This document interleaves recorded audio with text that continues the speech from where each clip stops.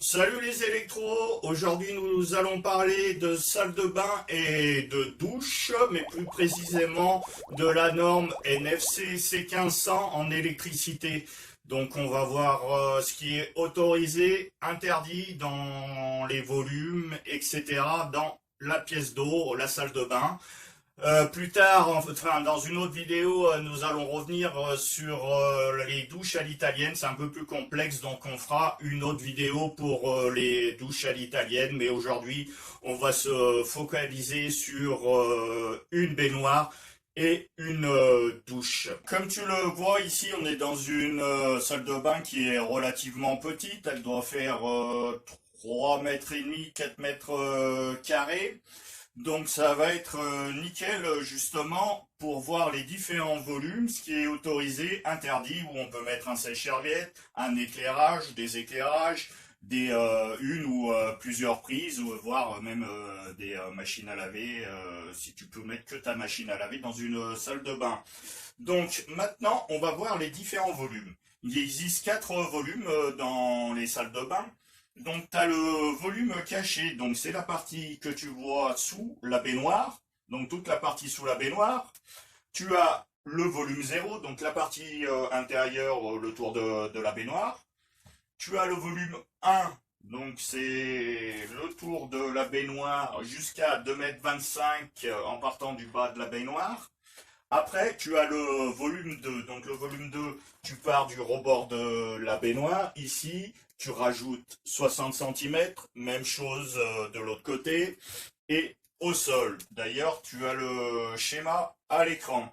Donc maintenant, je vais te montrer plusieurs exemples justement dans ces différents volumes. Ce qui est autorisé, ce qui est interdit, justement pour que tu arrives à mieux comprendre cette norme NFC C1500 pour les salles de bain qui paraît parfois un peu complexe. Alors, maintenant, on va parler des différents volumes. Donc, tu as le volume caché, donc qui est la partie sous la baignoire. Donc, cette partie-là, c'est logique, tu ne peux rien mettre. Tu peux amener ta liaison équipotentielle, mais tu ne peux pas mettre, admettons, une boîte de dérivation pour distribuer tes gaines à droite, à gauche. Alors, par contre, il y a certains cas, comme les baignoires balnéo ou les jacuzzi. Donc, il y a des moteurs, des éclairages, mais par contre, ces baignoires ou ces jacuzzi ont été testés dans des laboratoires et ont une autre norme. Donc, dans ce cas-là, c'est autorisé qu'il y ait des moteurs sous la baignoire, de l'éclairage aussi dans la baignoire. Donc, après, tu as le volume 0, donc cette partie-là, la baignoire, l'intérieur de la baignoire. Donc cette partie-là, c'est un peu pareil, sauf l'histoire que je t'ai parlé. Tu peux mettre des spots très basse tension, mais pareil, ça va être dans le cas de baignoires qui ont une certaine norme. Donc le reste, hein, c'est interdit et ça va être sur de l'IP X7. Donc après, tu as le volume 1 qui est cette partie-là. Donc ici, en partant du bas de la baignoire jusqu'à 2,25 m. Donc cette partie-là, on peut commencer à mettre deux, trois choses. Donc tu pourras mettre de l'éclairage 12 volts très basse tension. Donc avec un transfo, mais il ne faut pas que le transfo se trouve dans ce volume-là. Il faut qu'il soit un peu plus loin. Après, tu pourras mettre un chauffe-eau à l'horizontale au plus haut. Bon, là, on est sur un rampant. Ouais, c'est pas l'idéal, mais bon, sur un plafond qui est droit, mettons à 2,50 m ou 2,20 m, tu pourras mettre un chauffe-eau en horizontal. Tu pourras aussi mettre un chauffe-eau instantané, vous savez, les petits chauffe-eau qui chauffent tout de suite. un interrupteur en 12 volts. Donc ça se fait plus trop, mais on peut en trouver. Alors, c'est interdit logiquement de mettre une prise, un interrupteur de 230, du chauffage logique, lave-linge, boîte de dérivation, etc. Donc après, le volume 2. Donc le volume 2, ça va être la partie bord de la baignoire jusqu'à 60. Donc 60, ça va être ici. Donc cette partie-là, tu peux commencer à mettre 2-3 choses. Donc il y a un peu moins de restrictions sur ce volume 2. Donc tu pourras mettre d'ailleurs un sèche-serviette comme ici. Là tu vas me dire, le sèche-serviette il est vachement près de la baignoire. Oui, c'est normal parce que tu as le droit de mettre un sèche-serviette, mais attention, celui-ci, il doit être double isolation. Ça veut dire il n'est pas raccordé à la terre et il est symbolisé, comme tu vois à l'écran, par un double carré. Donc tu pourras le mettre. Par contre, un chauffage classe 1 classique, tu ne pourras pas le mettre dans ce volume 2. Donc voilà, déjà tu peux mettre un sèche-serviette. Tu pourras mettre de l'éclairage classe 2, donc toujours en double isolation. Une prise rasoir, donc c'est une prise spécifique pour les rasoirs. Personnellement, ça fait longtemps que j'en ai pas mis, donc c'est des prises 20 à 60 volts ampères. C'est des prises d'ailleurs qui coûtent assez cher, c'est 50 à 80 euros suivant les modèles. Mais bon, ça se fait plus trop. Tu pourras mettre aussi un chauffe-eau. Par contre, toujours dans ces 60 cm, ce qui est interdit, donc admettons ici, tu ne pourras pas mettre un interrupteur ou une prise, ou comme on a vu tout à l'heure, un chauffage en classe 1, ou une boîte de dérivation, ou ici, cet espace-là, tu ne pourras pas mettre, admettons, un rat à ta baignoire ou admettons, ça arrive ici, le bord de ton lave-linge, il arrive ici, c'est interdit. Pareil pour les sèche-linges, même principe. Là, on va voir quelques exemples pour de l'éclairage. Là, tu vois, mon plafond, je ne sais pas si on le voit bien à l'image, mais c'est du rampant. Donc là, si on part du bas, à ici, on est à 2,45 m. Donc, on est hors volume.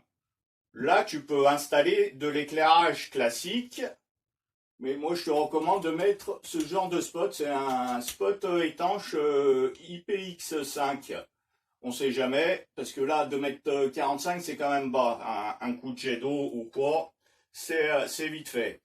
Donc, après, par contre, donc tout à l'heure, on avait vu qu'on pouvait mettre de l'éclairage très basse tension en 12 volts. Donc, admettons ici mon plafond à 2,20 m. Là, 2,20 m, tu es en dessous du hors volume. Le hors volume, il est à partir de 2,25 m. Donc, tu vas être obligé, donc à 2,20 m, de mettre un spot très basse tension. Donc en 12 volts. Voilà pour la partie éclairage dans ce volume au-dessus de la baignoire. Après, quand tu es à côté, donc tu as le volume 2, ici 60, et après tu es hors volume. Donc tu as tes 60 ici, comme tu vois le petit schéma à l'écran, volume 2, et après tu es hors volume. Maintenant, je vais te montrer quelques exemples. Donc ici, 60 cm. Donc d'ici à ici, volume 2. On a dit, donc dans ce volume, ce sèche-serviette est autorisé parce qu'il est classe 2. Et il y a une sortie de câble. Il ne faut pas que tu le branches sur une prise classique. Donc, le sèche-serviette, il est autorisé. Dans ces 60, pas de prise. Et comme je te mets à l'écran, pas de lave-linge non plus. Donc après, à partir d'ici, tu es hors volume. Donc, admettons ici, tu pourras mettre une prise, un interrupteur et si tu n'as pas de sèche-serviette, un un sèche-serviette classe 1, ça existe encore, ou un chauffage classique électrique classe 1. Donc après, on va voir d'autres exemples. Je vais te parler aussi de la liaison équipotentielle qui est primordiale dans une salle de bain et qui est obligatoire également, et l'histoire des prises à côté d'un lavabo. Maintenant, on va parler de la liaison équipotentielle déjà pour la baignoire. Donc, celle-ci, baignoire, elle est en plastique. Tu vas me dire, ça sert à rien d'amener la liaison équipotentielle, pardon. Eh ben si, il faudra l'amener quand même au cas où il y a un changement de baignoire. Par contre, si tu as une baignoire en fonte, là bien sûr, il va falloir que tu branches ta liaison équipotentielle. Généralement, sur les baignoires en fonte, il y a une petite patte pour mettre ta liaison équipotentielle avec une cosse. Par contre, il faut faire attention, il faut que tu grattes un petit peu cette patte parce que généralement, il y a une petite peinture ou un petit vernis et ça ne fera pas contact. Donc, ça, c'est pour la liaison équipotentielle de la baignoire. Après, la liaison équipotentielle pour les tuyaux. Donc, là, c'est sur du multicouche. Tu n'as pas besoin de relier ta liaison équipotentielle, donc la terre. Par contre, si tu as une nourrice dans la salle de bain, va falloir que tu mettes la terre sur la nourrice.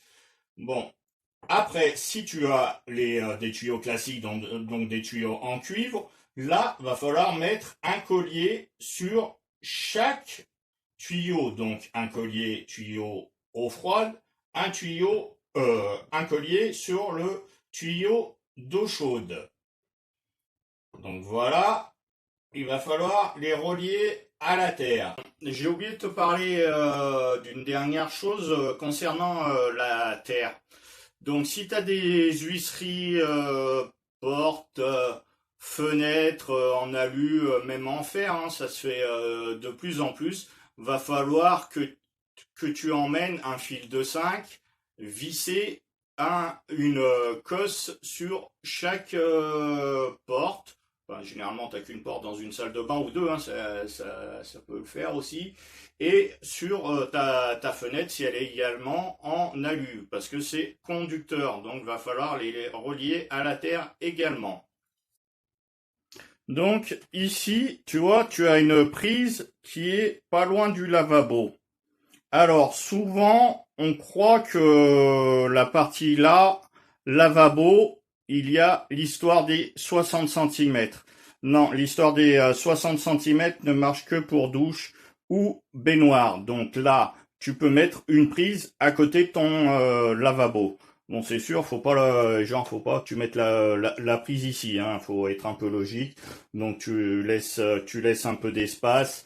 Là, par rapport au bord du lavabo, il y a une dizaine de centimètres, donc c'est bon à hauteur. Idem, là tu as l'éclairage de ton miroir. Donc là, tu vois, la baignoire est ici. Donc là, on est hors volume. Donc hors volume, t'es après le volume 2. Donc le volume 2, 60 cm du bord, et après, tu es hors volume. Donc sachant que le volume 3 n'existe plus depuis la mise à jour de la norme en 2015. Là, je te montre un exemple d'une baignoire qui est dans une chambre. Donc ça se fait de temps en temps dans les grandes chambres, c'est moderne. Donc dans les grandes maisons, dans les grandes chambres, ça se voit de plus en plus ces baignoires qui sont posées dans un coin de la chambre. Alors tu vas me dire, c'est pas une salle de bain. Oui, mais non. En fait, du moment où il y a une baignoire, la norme NFC C1500 va s'appliquer. Idem si tu fais une petite douche dans ta chambre. Donc là, la norme NFC C1500 s'applique baignoire, douche à l'italienne. Même si c'est dans une chambre, que c'est pas une vraie salle de bain. Alors, la dernière situation, l'une des dernières situations pour une salle de bain, donc tu n'as pas de baignoire, tu vas avoir une douche, donc je parle bien d'une douche classique avec un receveur, pas d'une douche à l'italienne, hein. Attention, c'est pas la même chose. Donc pour une douche classique comme tu le vois à l'écran, donc ça va être le même principe hein, qu'une baignoire. Tu as le receveur qui va être en volume 0. Après, volume 1, l'intérieur de ta douche cabine. Volume 2, 60 cm de chaque côté. 2,25 m hors volume. Et après les 60 cm également hors volume. Pourquoi je te dis que c'est pas la même chose par rapport à une douche à l'italienne?